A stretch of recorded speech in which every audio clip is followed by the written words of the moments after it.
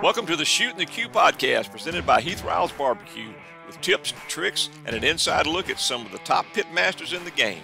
Now here's your host, Heath Riles. Welcome back to another episode of Shootin The Que. Today, of course, we're joined by my lovely wife, Candace, and our guest and our good friend from Fire and Smoke, Mr. Mikey Kay. How are you doing today? I'm doing fantastic. How are you guys? Doing well. Man, at least we dodged some of this weather here. It's been raining for a long time, but it's not as, I'm going to say we're a little bit blessed compared to some of the other people in the path of the storm we've had lately. Man, you guys are very blessed to be on the west coast of Tennessee. You know what I mean? Because the East Coast didn't fare too well. I know. So you drove up from Florida, from St. Augustine. Yeah. I came up from Florida. We were doing an event in Destin, and it was just easy enough to jump over. So how was the roads coming up? They weren't bad at all. From there, it should. No, it wasn't horrible at all. We are going to be going to Atlanta here soon. We're doing the Big Green Egg Fest up there. We're going to do Oktoberfest and have a little bit of fun. We'll see how that is. That ought to be fun. So for everybody that don't know you, kind of tell everybody who you are and what you do and how you got started in the barbecue. Perfect. So my name is Mikey Kay. I'm with Fire Smoke BBQ Company. We're based out of St. Augustine, Florida now. We did run a food truck for about 7 years in Chicago, which was the same name, Fire Smoke BBQ Company. We mainly did breweries. We did a bunch of collabs with breweries. I've made four different smoked beers, which is crazy, which is so much fun doing that process and doing something different with a smoker than that's not just like, brisket, pulled pork, and pork belly. And as we were doing it, people started asking for flavors, and people were like, hey, I really like your barbecue. How do I recreate it at home? How do I use your flavors at home? And I was like, you can't. We don't sell them.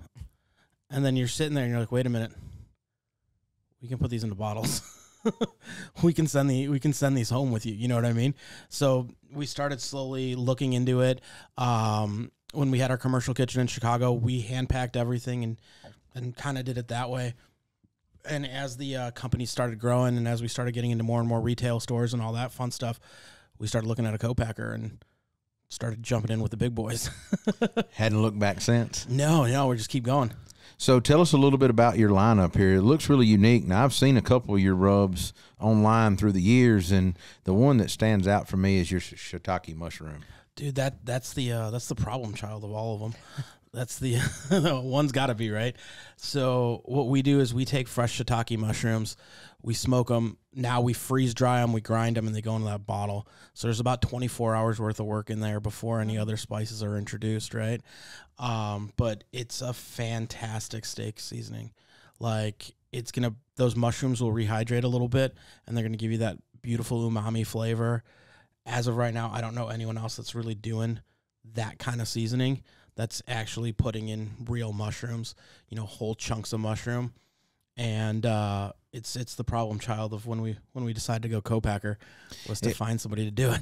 I'm gonna have to try that, and I'm sure Candace is. I love mushrooms of all kind, so especially with steak. I can't eat a steak without mushrooms. I feel like just had it this past weekend, right? Steak and mushrooms and all that. Yeah.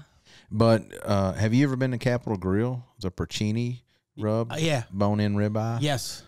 That was kind of one of my most favorite steaks for several years for some odd reason. Brushed with the balsamic. Yeah. But the mushroom, powdered mushroom on it and everything, the way they done it, we actually got that recipe from the chef there. He gave it to us. And at one time, a friend of mine was ordering the ground mushroom powder, and it's very expensive, the porcini mushroom powder. So when we do our grind, we actually leave small little chunks too. I noticed that. Yeah, so there's little chunks in there. So when you have those chunks, they're going to rehydrate. The salt will bring out some of that moisture. They're going to rehydrate on that steak, so they're going to give you that umami flavor out of it. It's just fantastic. Most of the line contains no sugar for us, which is a little bit different than a lot of the barbecue seasonings that are out there in the world. And that wasn't because we were against sugar or anything. I wasn't like, oh, I can't put sugar in it. It was just the way we developed the line. I don't know. It was what I cooked with for the truck, and it was like, works out, so just keep making it work. Hey, if it works for you, I mean, several of my probably over half of mine have sugar in them.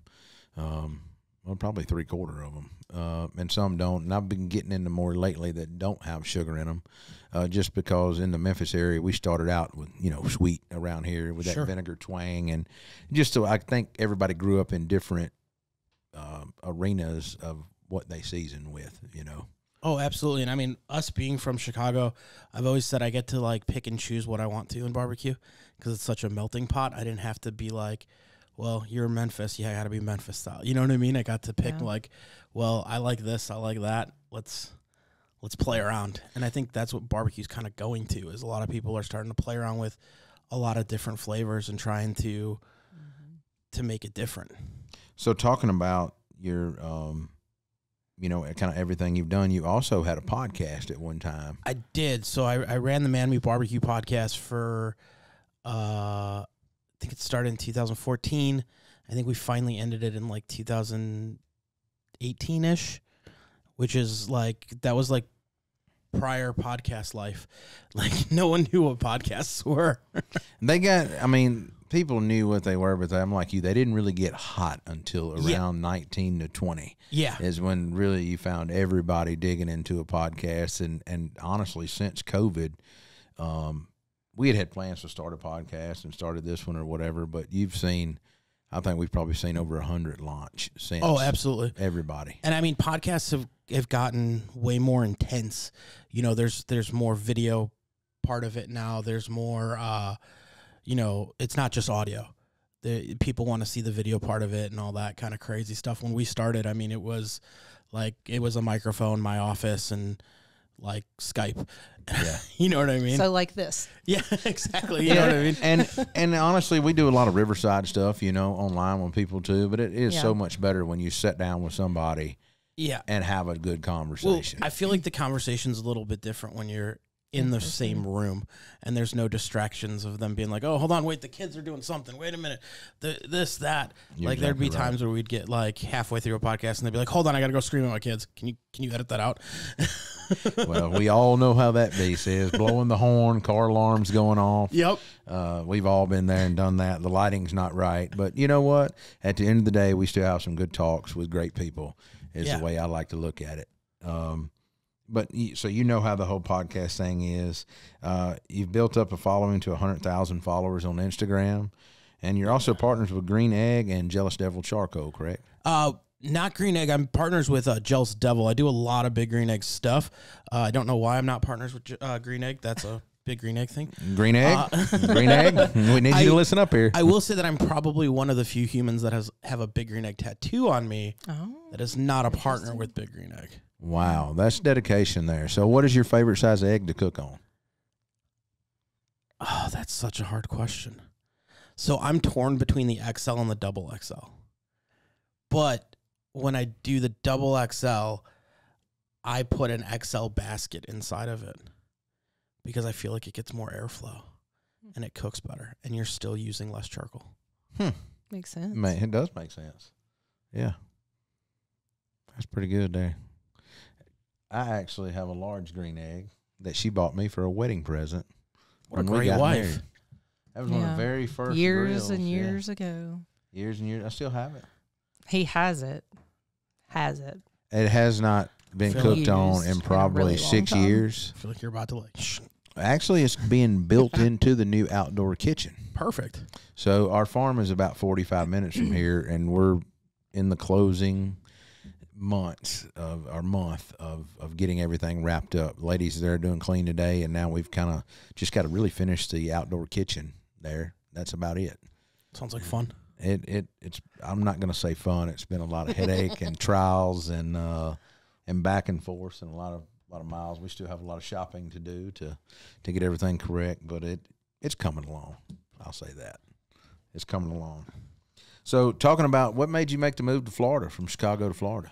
So we were thinking about moving either way. We have friends in the Jacksonville area. We're kind of big Disney people, and we kind of just decided that we were going to go, especially after COVID. It was just, everything was like insane. And we decided, we got a 7-year-old, and we were like, we either go now or it's not gonna happen. Exactly. Or you start having kids making friends and going into too hard to leave. First, second, third, fourth grade, and you're like, oh, you can't pull her out now. Kind of got to stay. So we were like, let's just rip the cord. Let's go. Well, nothing wrong with that. It seems like to me doing it. So what's your wife do? She's the other half of this. She actually owns the business. They just send me places. Well, I know how that is sometimes too. So what's one of your most favorite things to cook barbecuing?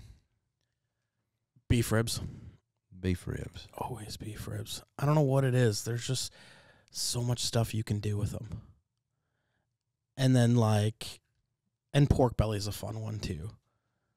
Obviously there's the traditional, your 4 things that you can do, but I kind of like going outside the box a little bit and having fun. And beef ribs, I'm always you can do cross-cut beef ribs. You can do, you can add so many different flavors. Make short ribs out of them. Exactly. Cut them off the bone.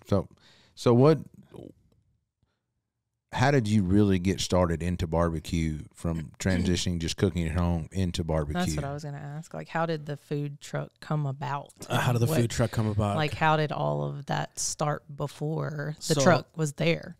I started it, I've been cooking in restaurants and working in restaurants since I was young.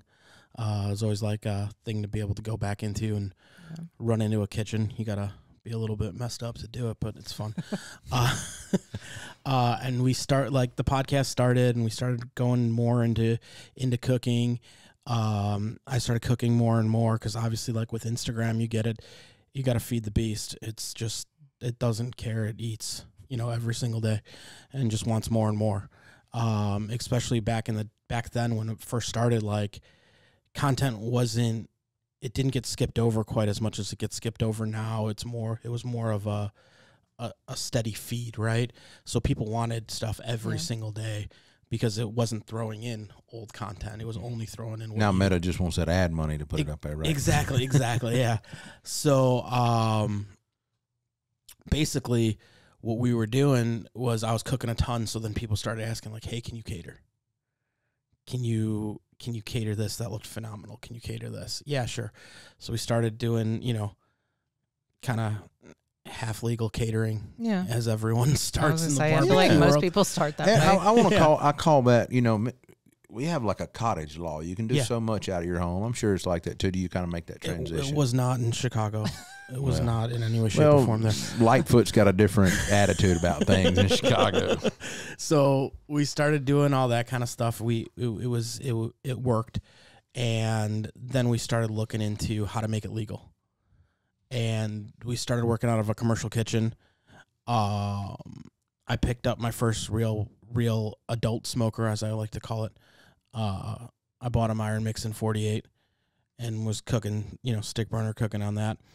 And that kind of started the amount, real cooking, because you could actually fit some good amount of food on there.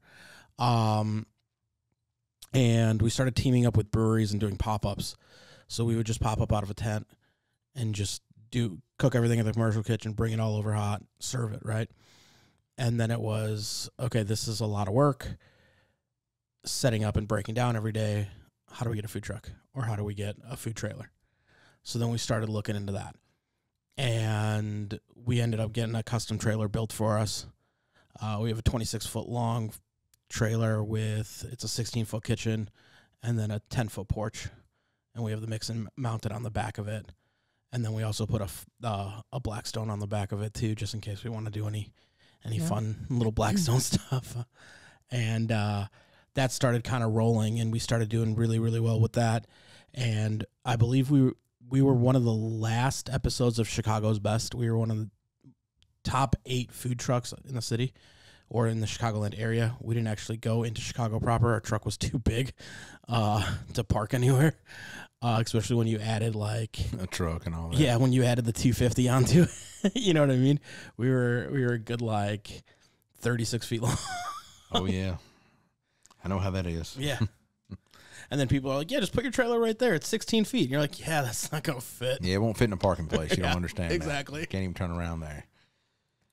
So as it grew,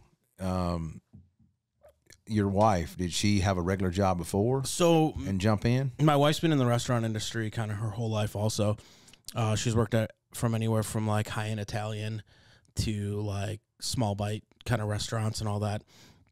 She was actually working for a brewery at the time, and I had a business partner, and he kind of wanted to go a separate direction, and I bought him out and whatever, and I was like, I need somebody else to run half this. And she's like, okay. She's like, well, let's do it. So she quit. She went full time with us, and we were running. We were doing probably 6 to 7 events a week, starting Wednesday to Sunday. Wow. So we would double up on events. We'd be running around. Obviously, we had a little bit more in staff. We had some couple little staff members that were helping us, but all the cooking fell onto me. So I was cooking. That's a lot. A lot of cooking. I never would take on multiple at one time back in the day when I was building and going on. And I used to tell everybody I used to go cater even on my birthday every year. And I didn't mind it because I loved the party that these people were throwing. And it's a great Christmas party, and they made it so easy on me. They're like, we're going to pay for fuel. We're going to get you rooms. We're going to have somebody tote the food from your trailer. All you got to do is hand them the pan outside the door. Nothing else. They made it super easy, and I just kept going up on the guy every year, and he's like, look, I'm going to pay you whatever you want. And finally, I just had to quit him because I was like, look, man, I'm tired of working on my birthday. I've done it for 7-8 years for you. I'm done. And he still calls every year. You sure you won't cater my party? Well, that must, that speaks. Just good. You know how it is. You get honed in and you cook somebody something. We used to cook briskets, ribs, chicken, sausage, and what else would I do for him? Just like beans, slaw, that kind of. They always wanted like traditional barbecue, basically. Yeah, that's what they wanted. Loved it. He had ladies that took care of the whole line the whole time, kept the buffet clean, and that's nice. All that. Didn't have to touch any of that. Yes, he had to run all of it. We were running. I'd leave the house at like 1 in, get back at 10, do it all over again. Yeah, you just having to run back and forth to restaurant depots and stuff, Sam's Clubs. Yeah. So we had we were lucky enough to have a Costco business center. And that, I don't know if you've never been to a Costco business center. It's kind of like a restaurant depot, but cleaner. I'm sure. What are you trying to say about restaurant depot? I'm saying exactly. You know what I mean? Why is it that every restaurant depot feels like it's in one of the worst parts of town, no matter what city you go to? Because it is. Rent's cheap there. You said it exactly. The property is really cheap there. But we had a Costco business center, and I got really close with the butcher guy to the point where he would text me. And I won't say which one it was because I don't want to get him in trouble.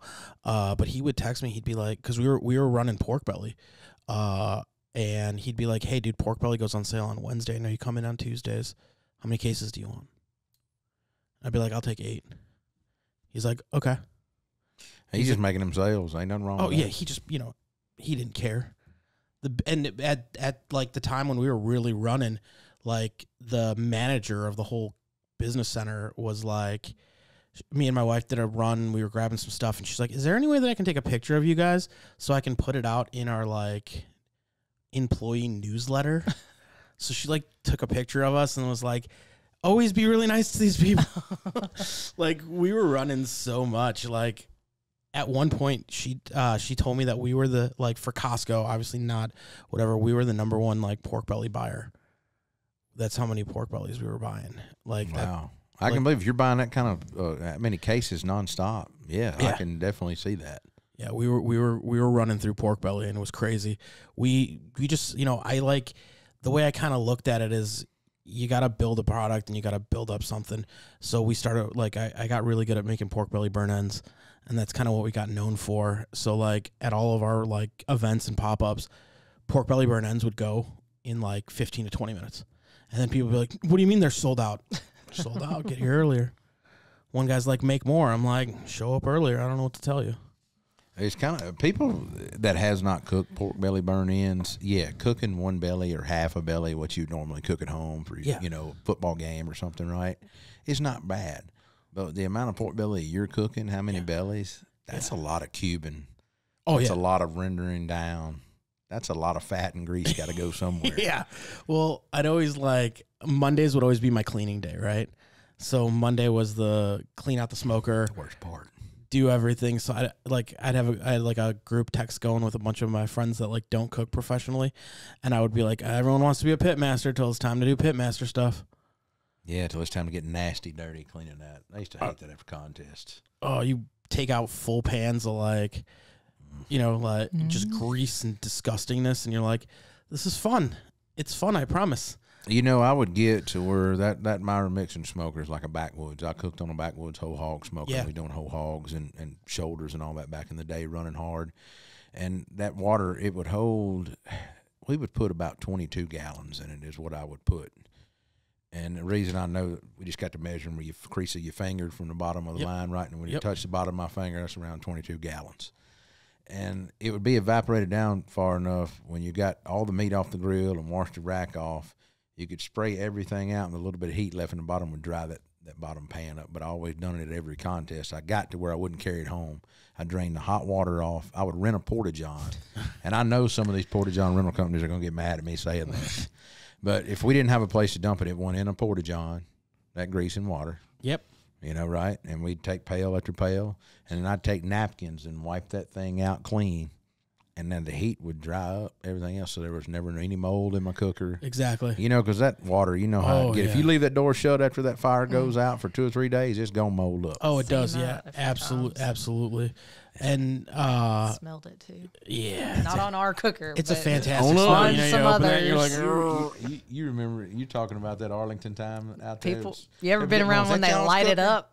When it's still funky like that? No. Oh, it's bad. Yeah. No, because I never let mine get funky. Get that well, water it wasn't boiling. ours. It wasn't ours. They thought it was. Everybody was walking over our trailer thinking that it was our cooker that stunk. It's bad. Oh. And, it just, not cool. I mean, the reason we went with that one, I was toying between that and just a traditional stick burner.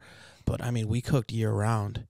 So the reason I like that water and that insulation is if I open those doors and it's, 10 degrees outside, that water helped me, get it back up quicker and not have to feed in, 15 sticks and try to fight with it and make sure that it's not going to jump crazy on me because, I just, put more stuff on the cooker and then it's like, oh, it just dropped down to 180 degrees, so we got to fight it to get back up. And so have you ever cooked on an old hickory? I have not cooked on an old hickory, no. CTO with gas assist or something like that. That's what helped. You chunk your wood in, and sure, they're pretty good. We have several of those. I've heard they're fantastic. I'm just stubborn, and I just go stick burner. Hey, you gotta stick with what works for you, and also what flavor people like. There's nothing wrong with that. I mean, at all. Yeah. And then we eventually did pick up. We added a G33 to the line, and that became my pork belly and ribs cooker, just because it just rendered it out so nicely and such an even heat. It's hard not to cook on one of those gravity feds. Oh, yeah, it is. We had a Deep South for a long time, and when you can just set that thing and walk off and go to dinner or and all night long and not have to worry about it. You get sleep, and it does not matter. Yeah, I mean, it does help. No chunking, no nothing. It's a lot of people that just hadn't cooked on them just don't understand that at all. And that new Master built cooker. Have you cooked on one of those? The new gravity fed, home models? Yeah, I have. Yeah, I hadn't, and I need to get one because I know they're good, especially when they're better now than I guess the first rollout. They didn't think about how hot those coals were going to get on the bottom, and they had a little bit of burnout problems. But I mean, you got to think that's running the whole time, and it's just sitting there, just burning on that metal. And they had a couple burnout problems, but they fixed it. So I'm happy they fixed them. Yeah. They work fantastic now. Well, going back to your products, kind of what was your very first product? So the very first product was our Windy City, which is the black label. That was our pork, chicken, and ribs rub. And that one was the first one, and then the classic was right behind it. And our classic's just kind of it's a standard AP. Yeah. It's salt, pepper, garlic, onion, just rounds it out really nicely. It would go in my mac and cheese. It'd go in our coleslaw and stuff like that, just to give it a little bit of a difference. And then obviously we started cooking more and more briskets. So I was like, I got to put a brisket one out. So I started working with what I wanted to do on my brisket. And I'm a Central Texas brisket fan. That's kind of that's the profile that I lean towards. So when we did our brisket, I decided to go with 2 different grinds of black pepper in it. So I went with a fine and a coarse, just to kind of help build that bark, but keep that big black pepper bold flavor in it also. Definitely pepper forward. Oh, yeah. It's also really good on eggs. Learned that from a buddy of mine. He was like, you got to put it on eggs. And I was like, are you sure? He's like, yeah, got to do it. And then the Second City was, that shiitake came out, and then Second City people started asking for a sweet. They just wanted something that was sweet. And they were like, I like sweet. I want sweet. So we started messing with it and came out with that one. And then our Estes came out.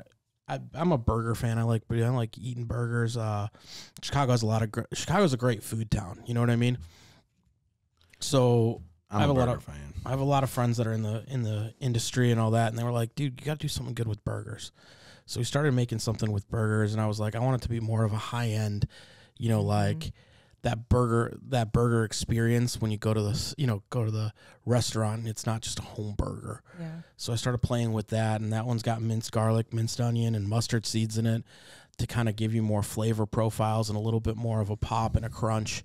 And people just really liked it. And, it's still a work in progress. There's obviously more to the lineup that we're working on currently, but you want to give a teaser for what else you got coming? we got some stuff coming. We're working on a big roast rub. You know what I mean? Kind of like that holiday roast rub. Like a prime rib rub. Yeah, kind of like that.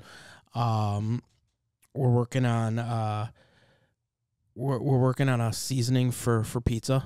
I'll say it there. It's a Chicago thing. You gotta have a good seasoning. And then we're working on some new sauces. And like that sauce, I said I was never gonna get in the sauce world. I was like, dude, it's a pain in the ass. Yes, it is. And then that was the sauce that we made on our truck. People loved it, and I mean, we were getting asked. It's a good looking sauce. I hadn't tasted it, but just by the viscosity of it, and the thickness in the bottle, it looks like something I would enjoy. So I say it's like Memphis and Kansas had a baby. Yeah. So it's going to start off nice and sweet for you. It turns tangy in the middle, and it finishes out nice and peppery. It's fantastic. Yeah, I probably will like it. He described my flavor profile. I said I might like it. Yeah. Some of Heath's get a little too sweet for me. I don't know why I have a sweet tooth on some things, and some things I don't. It just depends. But she's never had a sweet tooth when it comes to sauce, and she hates all my stuff. Meat. Meat should not be sweet, in my opinion. That's just me, though. I agree with you, though. Well, what about holidays? Sweet potatoes, let's ask this. Do you eat them with the meal as you're eating, or do you save them to the very end and eat them last? So I'm a person that eats everything as I eat. It's all going to the same place. It doesn't matter if it touches. Like, you just eat. That's me. That's me. He's making fun of me because the way we do our sweet potatoes, that it's like a sweet potato casserole, so it's got a sweeter flavor.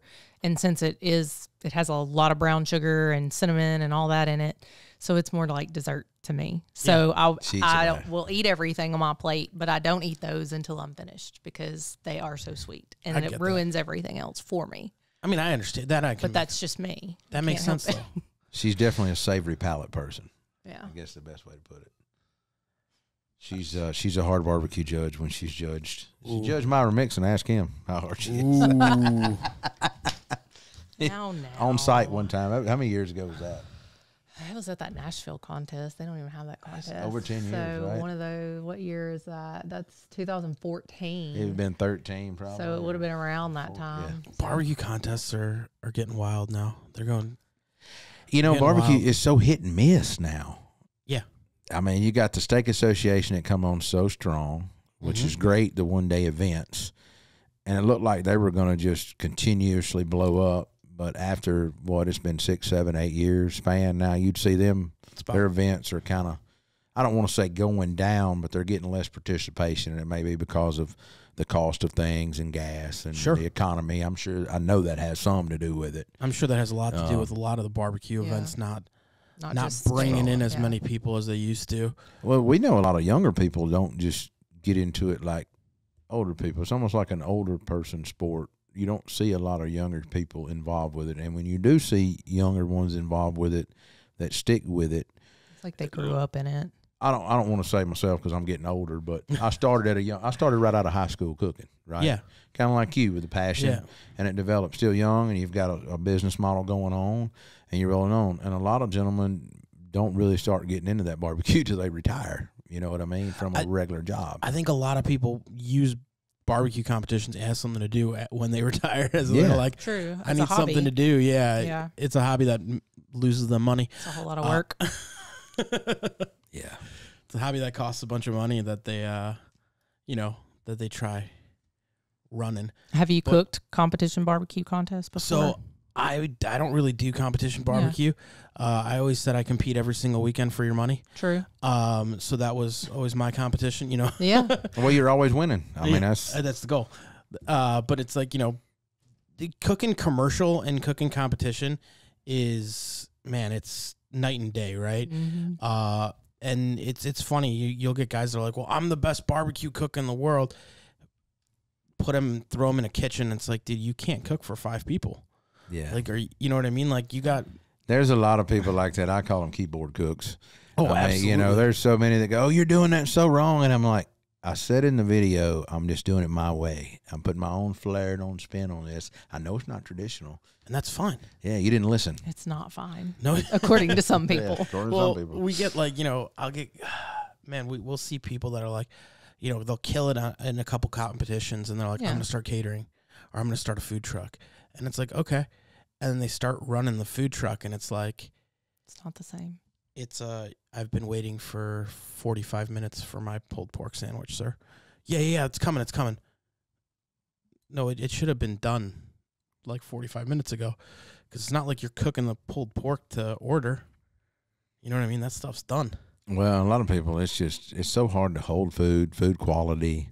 Got to learn. You gotta judge yourself of how much to cook on each day, and all that's a learning curve. And if you're not studying your craft to learn that, you got a business real quick. Yeah. And for the operators like you that started off small and grew into a commercial kitchen and a food trailer, we know several around here that's done that. For some reason, the food trailer and truck scene just has not taken off like it has in other cities. Memphis, we have a few, but it's still not just excelled like you think it would, like Chicago, New York, LA. Now, is it maybe like the food laws that are here? I think Are they maybe putting pressure on that some we do see a lot of Mexican food trailers now. There's somebody right here building them because they look identical. These 16-foot trailers, or 16, maybe 18-foot, but they're not like a traditional built enclosed trailer. It's like it was a flat trailer and somebody went in there and walled it up And just built it. You know what I mean? It's not built to last. It's just built for now.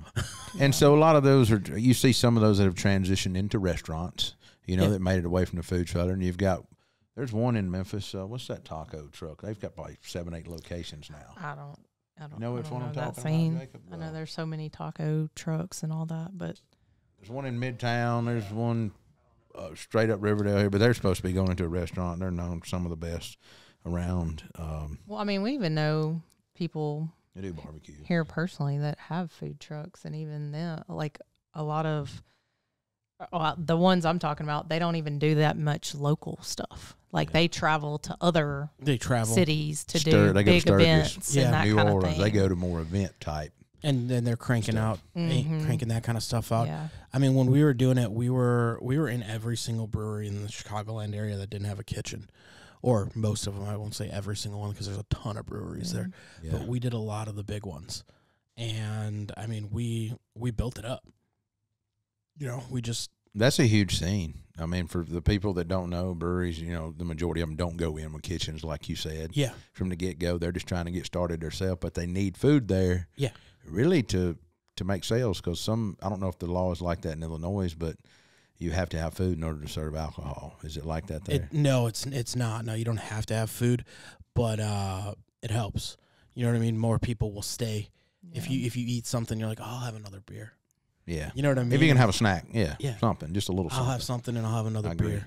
So when you had your barbecue podcast, you was a co-host with Cowboy Kevin for a while. So Kevin was never a co-host of the podcast. So he was a good friend of mine, and he did some stuff for us. And then we started a BBQ Chat, which is what we're still doing. And he's a co-host on that. But during the Man Meat Barbecue, it was just me.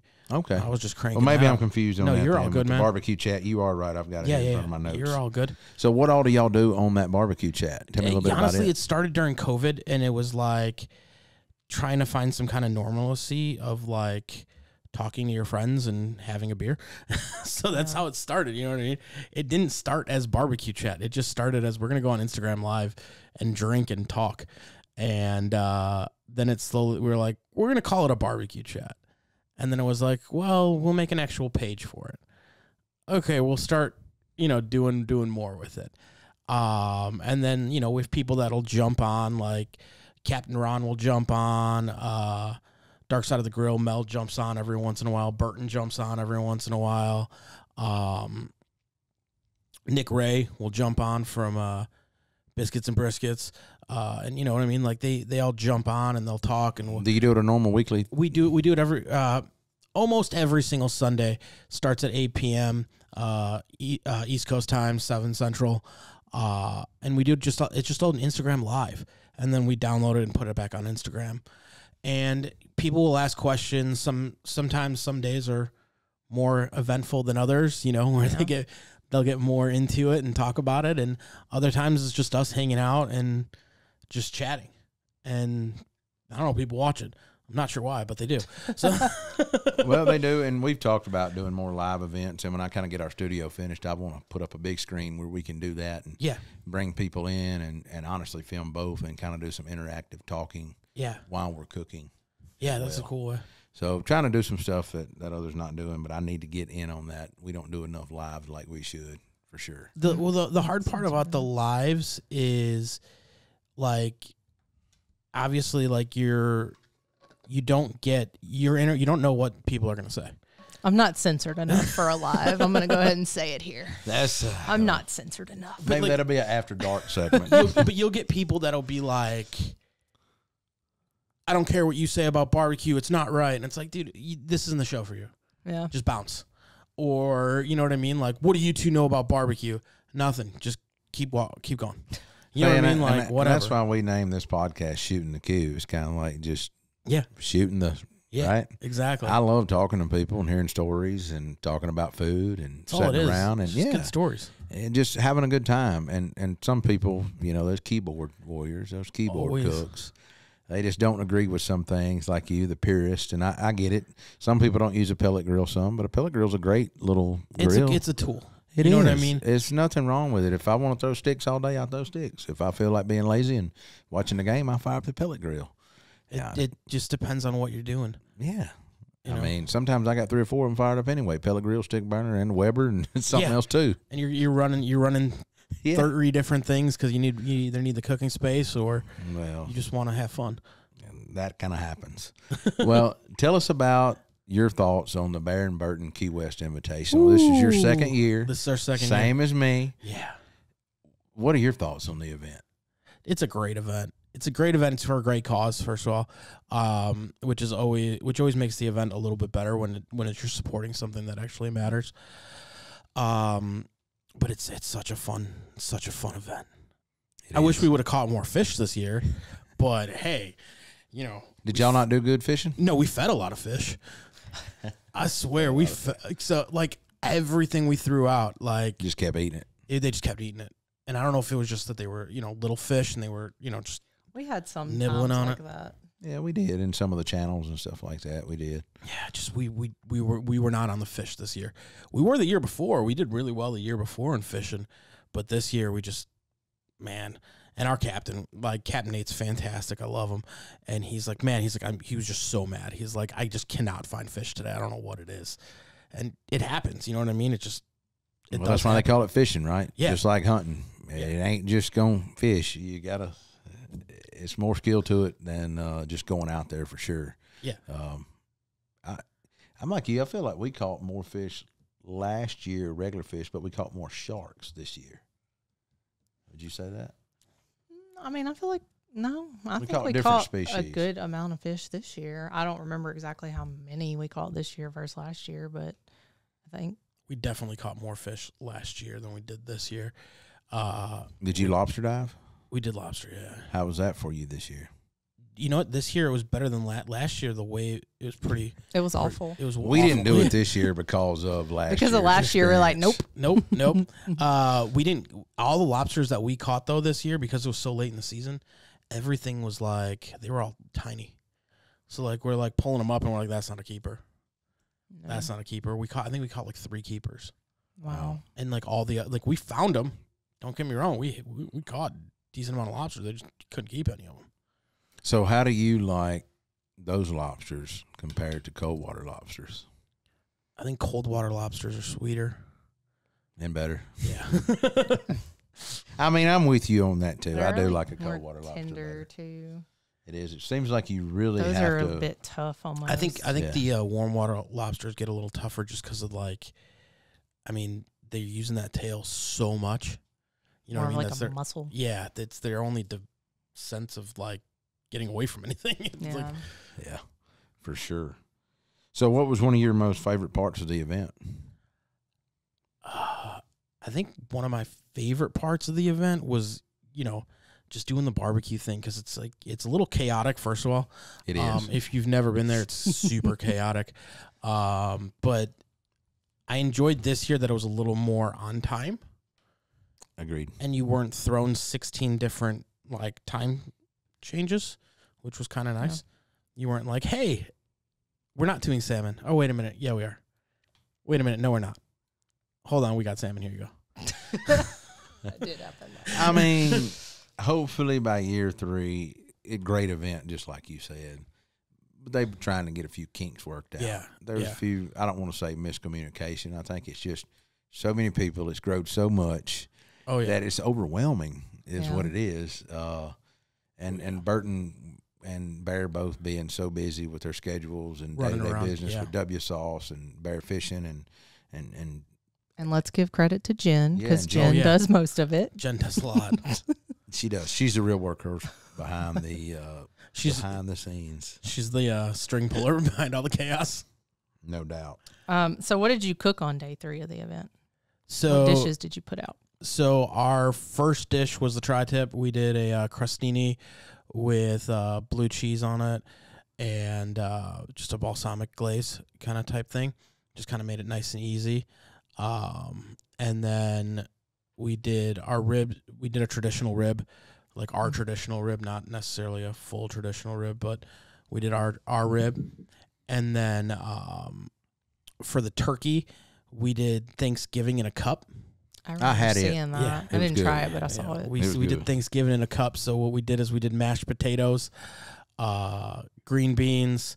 Then we did a slice of turkey, a little bit of cranberry, and then we made a turkey gravy. And then we took the skin off and made crackling, and just put that on top. And that was the Thanksgiving portion of it. And then the steak we did bone marrow. So we got bone marrow and just dipped bone marrow on the steak, just so it was a nice little steak bite with bone marrow. I know not everyone's a bone marrow person. I like bone marrow. Some people look at it and they're like, it's gross. And I'm like, no, it's fantastic. If they don't know what it is when they're eating it, they love it. Yes. If they know what it is, you're in They're trouble. gonna go like, It's kind of like pig brains and eggs. You ever had that? No, I can't say I've ever had that one. It would if I It's a new one brought for you me. if I brought you and said this is ham, eggs, and cheese scramble, and you ate it, you couldn't tell me a difference between ham and that. Okay. That's the truth. I believe you. I'm not sure that I want to do pig brains. Eggs. I mean, I'll go for it, but I mean, I it's won't. just I don't want to try that. it's different. All that kind of stuff. Kind of. I You wasn't wouldn't do a it? fan of the bone marrow that time. That were like What else did you have? scraping it out So of the it bone. was to eat it. fantastic. All right, so y'all done got me into this whole weird So we conversation went. here. Well, the conversation where I'm going with this, when we went to Yeti's home office, and Leanne took us to a place in Texas and it was either in or surrounding Austin, yeah. Texas. I don't remember the name of it, but it was like an actual butcher shop. But then you could eat there. Farm to table type place. Yeah. and they just ordered all kinds of weird shit. Him and Leanne, and I'm just like, It was homemade hog head cheese. What is all, it like, was, you know what I mean? All You're like, that now I'm kind of good. stuff. I mean, I tried most of it, but I was just like, okay, I tried it. I'm done. Yeah. And they're both of them are just So what's the one food you won't eat then that you've drawn the line on before? Eyeballs. I'm not gonna eat eyeballs ever. Sorry. Any other kind of balls? I mean, I don't mean that in a bad way. Like what is it? shortbread or how you call it? Shortbreads. Not shortbread. Yeah, Rocky Mountain oysters. I've never tried them. I've never had the opportunity to try them. What is it? Sweet Ra- bread? What is Sweetbreads. that? Isn't that Yeah, kinda the same I mean, thing? Close to it. Ish? close to it, but not. Not fully. That's like stomach liner, right? Yeah. Oh, okay. Well, Yeah, it's like stomach liner. Yeah. You talking about what we had in Texas? I mean, I ate it, but yeah. Again, I tried it. It tastes like tenderloin. It wasn't bad. So That if one wasn't bad. it tastes like deep fried tenderloin bites. It was Okay. fried. They cut it so- down and it swells up like a fried dill pickle, like a dill Okay. pickle chip. Yeah. Is what it looks like. Just And when you pop eat it. it, it tastes like pork tenderloin, tenderized. That's You couldn't interesting. tell the difference. Okay. I mean, a lot of foods like that. I mean, I'm sure you've had gator before, right? Yeah. Yeah. Any other exotic animals? Gator's interesting though. It 'cause is. it's It very depends much- on how it's cooked and Exactly. how it was processed. Correct. If they got what I'll call the gamey veins out Yeah. of it. If they Right. get that out of it, it's not quite as gamey as it could be. And it can turn out to be very tough, depending on how it's cooked. I'd rather have Absolutely. fried gator myself than I do. Smoked gator's good, like stuffing the tail and doing all that presentation-wise, visually good. Yes. But I'd rather have fried gator bites if I'm going to eat gator. I was actually having They're this more tender, yeah. conversation yesterday with somebody that was asking me. So that person has a lot of rabbits, and I was like, "Why do you have these rabbits? Like, what is your intention with these rabbits?" Are you gonna eat them? Apparently, that's the plan. And I'm like, "So you're raising rabbits so you can eat them? Like, I know you can eat rabbit, but You I can. don't. I know. Fried rabbit and gravy. I know a lot of ooh, people eat that, but Good. it proceeded into other things like them asking me if I'd ever eaten squirrel and all this stuff, and I'm like, I can't say that I have. Squirrel and gravy's good. I have not. You Have had squirrel? I haven't had squirrel. No. I'm from Chicago. We don't. Yeah, we don't squirrel. eat these We don't eat animals. squirrel there. I'm from Mississippi, and I don't eat squirrel either. So Well, you know, they just had a squirrel contest. The world. that was what we were talking Malcolm about. was over was there. a It's judge. in Springdale, Arkansas. Was it? All kind of different. Like if you, Squirrel please look it dishes. up Squirrel online. dishes. I've got to look this up. All kind of different kind of squirrel So dishes. if I yes. remember correctly, him and Rochelle talked about it on the podcast that we had them on, and if I remember correctly, I might be wrong, but the people had to kill their own squirrel to And bring They had to and bring prepare. their own squirrel. Okay. yes, Yeah. They didn't. Just yes, not go- self-supply. It Like wasn't so. They Yeah. just- They And didn't go to so Restaurant Depot and Yeah. roll out squirrel. I haven't seen that at Restaurant Depot It's before, but it's you never know. it's really unique in how many different dishes that they turn out with squirrel though. That's interesting. So yeah, being from Chicago, you've probably never been to a wild game dinner either, right? We have done. I've done wild game dinners. Yeah. Got a lot of friends that are hunters and stuff like that. So we'll get some cool stuff. And then when we lived in Chicago, Mariano's just started, and they had a bunch of wild games. So we were playing with a bunch of stuff. Like we'd get python. Ooh. We'd Oh, get. I stuff never like had that. So that it's very. Is it tough? No, it's very much like a flaky whitefish. Oh, Really? interesting. Yeah. Wow. That, Kinda It gives seems you like that, it would like- almost go back to what we were saying with the lobster. Like you would think it would Yeah. be. It's not. It's as long as you cook it correctly. Oh, yeah. It can get. Tough. It was shoe leather the first time we did it, Yeah. but then you got to learn. You Are know. we boring you? no. He's y'all trying to know, figure I'm out- sorry. I was trying to figure out what wild game he can throw at us. No, Venison's a big one. one. We did a lot of Yeah. venison. You had duck. Oh, I love duck. Duck's a good one. Duck is one of my favorite things. We got a friend that makes duck pastrami. That sounds fantastic. He Anything this friend makes is fantastic. So It just sounds France is a amazing. great guy. He cooks with Tuffy.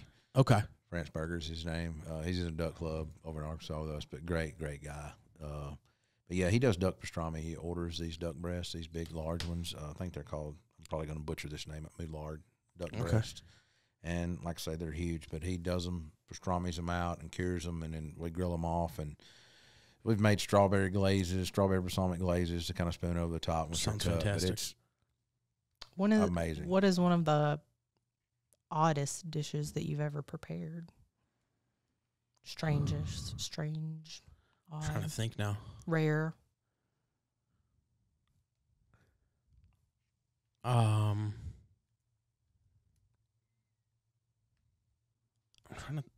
don't know. Probably duck. Duck's probably the biggest thing. Or like when we did the python. The python. Yeah. What's the weirdest thing you've been asked to cater? Event wise or Well, both event and food. So event wise, we didn't get anything crazy event wise for catering. We did have to do a lawyer's dinner, and it was a 92-person lawyer's dinner, and we had to make 190 deviled eggs for it. I don't know if you've ever made 190 deviled eggs. I've not ever made 190, no. I usually stop at about 12. Yeah. After that event, we no longer wanted to have deviled eggs on our menu.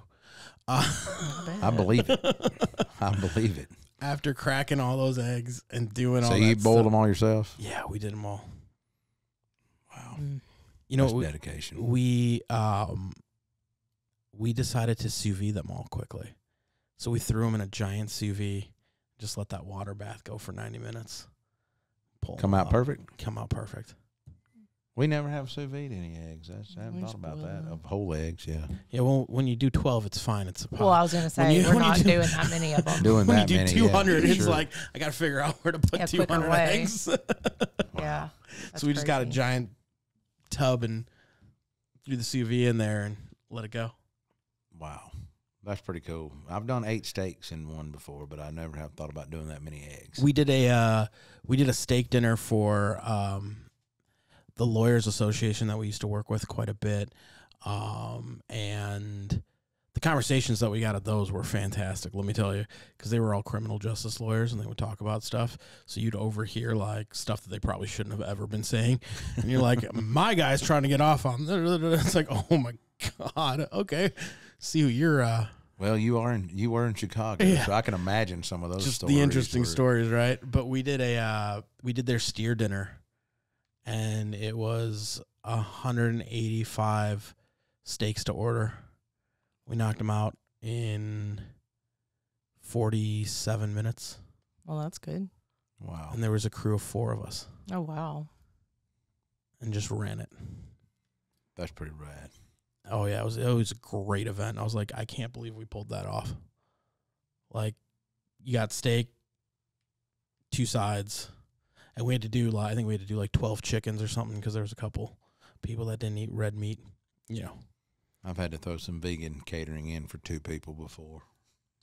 Well, we did make some jackfruit for them. Here you go. We did something. at Mushrooms. Oh yeah, A local Charity, the Target House. The Target House here that's affiliated with St. Jude, and you have to have non-meat options there too. Yeah. So it was actually really good though. Yeah. Like big portobello. Marinated those portobello mushrooms. sounds fantastic. And was and it's very took and good. grilled them off. I mean, when you top it with slaw and a bun, barbecue sauce, you would think you were eating So yeah, pork. I mean, Yeah. it's good.